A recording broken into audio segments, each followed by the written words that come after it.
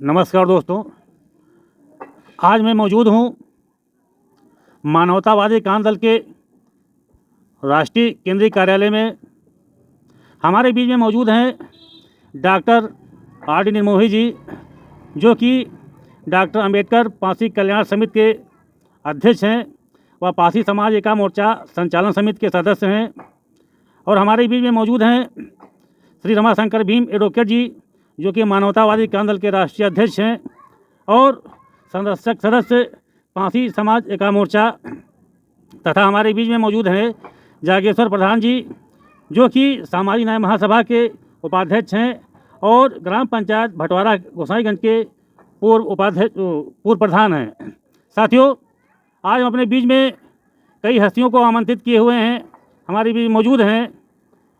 तो सबसे पहले मैं श्री रमाशंकर भीम जी से पूछना चाहूँगा कि जो इस समय प्रयागराज में एक बहुत बड़ा नृशंस हत्याकांड हुआ है, एक परिवार में 4 दलितों की हत्या हुई है और उसका खुलासा जो पुलिस ने किया है, उस खुलासे से आप कितना सहमत हैं, आपसे जानना चाहेंगे। बहुत बहुत स्वागत है आपका। हमारी तरफ से आपका अभिवादन है कि आपने इस समसामयिक मुद्दे पर हमसे सवाल पूछा है, हमारे विचार जानना चाहें। सबसे पहले तो हम उस नरसंहार में मारे गए एक ही परिवार के 4 सदस्यों, बेटी, माँ, भाई, पिता, उनके प्रति संवेदना व्यक्त करते हैं, घोर संवेदना व्यक्त करते हैं, हार्दिक संवेदना व्यक्त करते हैं। और जिस तरीके से आपका दूसरा सवाल है कि पुलिस ने जो खुलासा किया है, मैं आपके माध्यम से बताना चाहता हूं कि पुलिस हमेशा, उत्तर प्रदेश की पुलिस हमेशा जब कभी भी अनुसूचित जाति के लोगों के साथ या मुस्लिम समाज के लोगों के साथ या अति पिछड़ों के साथ कोई घटना होती है, तो उसका पहला प्रयास होता है कि उसको जाति रंजिश में उसी के जात के लोगों को फंसा दिया जाए। हाथरस की घटना आपके सामने उदाहरण है। यहाँ तक कि वहाँ तो क्षत्रिय महासभा के लोग, करणी सेना के लोग सम्मेलन कर करके बाकायदे बता रहे थे कि मनीषा की हत्या जो है उसके गलत चालो चलन की वजह से उसके भाइयों ने की है। और यहाँ तक हो गया कि बलात्कार हुआ ही नहीं है, जबकि उस घटना की जब सीबीआई जांच हुई तो परिणाम आप सबके सामने है। बाकायदे हत्या और बलात्कार की घटना साबित हुई और लोगों को सजा भी हो चुकी है। ठीक वैसे ही अगर प्रयागराज की घटना की सीबीआई जांच होगी तो सीबीआई जांच से दूध का दूध और पानी का पानी हो जाएगा।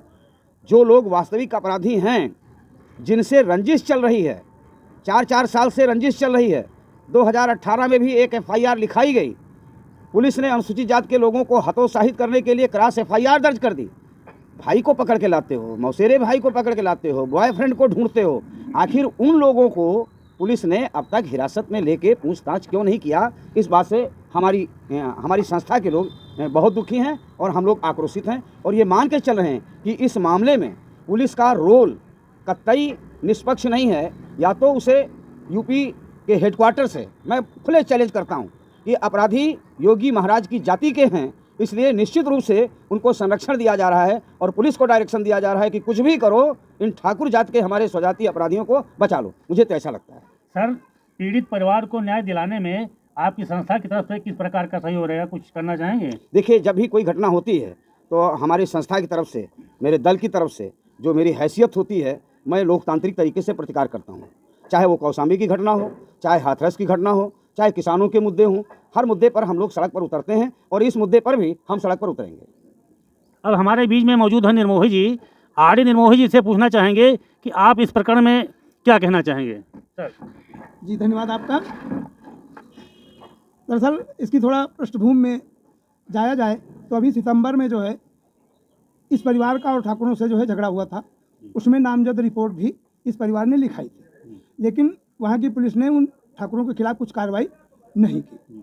और जब सामूहिक हत्या इनकी हो जाती है, ये विभत्स कांड हो जाता है, तो फिर पुलिस जो है एक कथित रूप से कोई एक नंबर जारी करके और कहीं से ढूंढ ढांढ के जो है पारसी समाज के ही एक युवा को उसमें फंसाने का प्रयास करती है। अब तो चचेरे ममेरे फुफेरे भाई को भी खोज करके ला करके घटना को जो है ये मोड़ दिया जा रहा है, ताकि जो हमारे मुख्यमंत्री जी हैं उनके स्वजाति लोग जो है बच जाएं और हमारे समाज के ही लोग फंसे। हम इस घटना की निंदा भी करते हैं और इसमें हम लोग जो है सहयोग करने के लिए प्रयागराज जो है जा भी सकते हैं। ये हमारी योजना बन रही है। सुनील जी, आपसे एक सवाल है।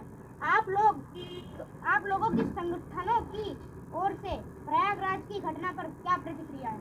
हम लोगों के संगठनों की ओर से संयुक्त रूप से आगामी 10 दिसंबर 2021 को इको गार्डन लखनऊ में धरना प्रदर्शन का ऐलान कर दिया गया है और हम लोग सीबीआई जांच की मांग करेंगे। कई संगठनों की ओर से प्रयागराज में जो धरना चल रहा है उसके बारे में आपकी क्या राय है? जो धरना चल रहा है, लोकतंत्र में आवाज़ उठाने का इससे बेहतरीन दूसरा तरीका नहीं है। लोकतंत्र में है और लोकतंत्र में लड़ाई लोकतांत्रिक तरीके से लड़ी जा रही है। उन तमाम साथियों को जो इलाहाबाद में धरना प्रदर्शन कर रहे हैं, मैं उन्हें समर्थन देता हूं, उनके प्रयास की सराहना करता हूं और उनको ये कहना चाहूँगा, आश्वासन देना चाहूँगा कि मैं अपने साथियों के साथ जल्दी से जल्दी प्रयागराज पहुँचूँगा, धरना स्थल पर पहुँचूँगा और निश्चित रूप से आपकी आवाज़, उनकी जो आवाज़ है सीबीआई जांच की, ये लखनऊ में भी उठाई जाएगी।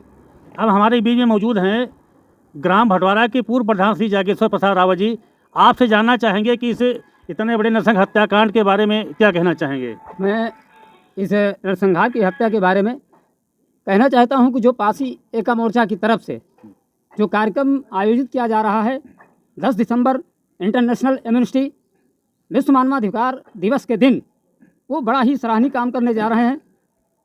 और जैसा हमारे अध्यक्ष महोदय ने कहा कि चाहे ये सरकार हो, योगी जी की सरकार, चाहे पिछली सरकारें हैं, उदाहरण के स्वरूप में स्वजातीय बंधुओं को पुलिस जो इन्वॉल्व करती है वही नहीं है। भीखादास रावत की हत्या होती है लखनऊ डिस्ट्रिक्ट में चंद कदम दूरी पर और उनके बच्चों को फंसा दिया जाता है कि बच्चे ही जो है उनका मर्डर करिए हैं। 3 बजे रात को बजरंग रावत के भाई को मैं छुड़ा के लेता हूं और अध्यक्ष महोदय जब दिल्ली पे धरना प्रदर्शन करते हैं तो दोषी लोग सीबीआई जांच में पकड़े जाते हैं, गिरफ्तार नहीं किया जाता है, लेकिन उनकी गिरफ्त में जांच में वो लोग फंसते हैं। ये स्थिति उत्तर प्रदेश की पुलिस की है। मैं चाहता हूं कि बहुतायत संख्या से मैं प्रचार करूंगा, लोगों के बीच में घूमूंगा कि जो दलितों के साथ ये अत्याचार हो रहा है और इस तरह की जघन्य हत्याएं हो रही हैं, उसके विषय में आज अंतर्राष्ट्रीय मानवाधिकार दिवस की बात होती है, तो मैं चाहता हूं क्या यही मानव के प्रति एक सच्चा प्रेम है?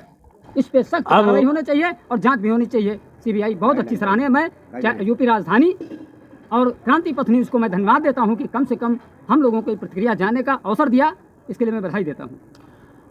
अध्यक्ष जी, सिर्फ एक बात हम आपसे और पूछना चाहेंगे कि आज डॉक्टर साहब भीमराव अम्बेडकर जी का परिनिर्वाण दिवस का पूर्व संध्या का अवसर है, इस संबंध में कुछ कहना चाहेंगे? देखिए, बाबा साहब देश की महान धरोहर थे, वो हमारे आराध्य हैं, हमारे मार्गदर्शक हैं और निश्चित रूप से हम उन्हें नमन करते हैं। एक दूसरा सवाल मैं आपके माध्यम से जी, मैं चाहता था कि आप ज़रूर सवाल करेंगे, लेकिन आप का ध्यान उधर जा नहीं रहा है। हालांकि योगी सरकार ने पूरे देश में, पूरे प्रदेश में जो जनता की आवाज़ है, जो लोकतांत्रिक तरीके से उठती है, कोरोना की आड़ में उन्होंने सारे धरना प्रदर्शन की अनुमति न देने का फैसला किया है। लेकिन मैं आपके चैनल के माध्यम से मुख्यमंत्री जी को, प्रदेश के पुलिस महानिदेशक महोदय को और लखनऊ के पुलिस कमिश्नर को बताना चाहता हूँ कि 1 साल से ज़्यादा समय तक कोरोना भी लगा रहा है और दिल्ली के बॉर्डर पर किसानों का आंदोलन चलता रहा है जी। और सुप्रीम कोर्ट ने भी कह दिया था कि हम किसानों को हटाने के बारे में कोई आदेश पारित नहीं कर सकते। इसलिए मैं कहना चाहूँगा कि कोरोना अपनी जगह पे है और लोकतांत्रिक तरीके से आवाज़ उठाना अपनी जगह पे है। निश्चित रूप से 10 तारीख को पासी समाज एका मोर्चा, मानवतावादी क्रांति दल या और तमाम सारे संगठन और तमाम लोग 10 दिसंबर को मानवाधिकार दिवस मनाएंगे और मानवाधिकार दिवस के अवसर पर हम लोग प्रयागराज नरसंहार के खिलाफ धरना प्रदर्शन करेंगे। इसको हमको कोई रोक नहीं सकता और अगर रोका गया या किसी प्रकार की बाधा डाली गई तो निश्चित समझ लीजिए कि अगले को तैयार रहना होगा कानूनी कार्यवाही झेलने के लिए। आप लोगों ने चैनल के माध्यम से अपनी पूरी बात कही। यूपी राजधानी न्यूज़ और क्रांति पर न्यूज़ आपको बहुत बहुत धन्यवाद देता है सर। और कुछ नहीं कहना आप लोगों को? देखिए, हम लोग अगर संभव हुआ तो कल बाबा साहब का परिनिर्वाण दिवस है, हम यहाँ परिनिर्वाण दिवस लोग मनाएंगे, बहुत अच्छी बात है। लेकिन हम जाना चाहेंगे प्रयागराज इलाहाबाद, अगर संभव हुआ तो हम वहाँ धरना स्थल पे जाएंगे अपने साथियों के साथ। थैंक यू सर, बहुत बहुत धन्यवाद।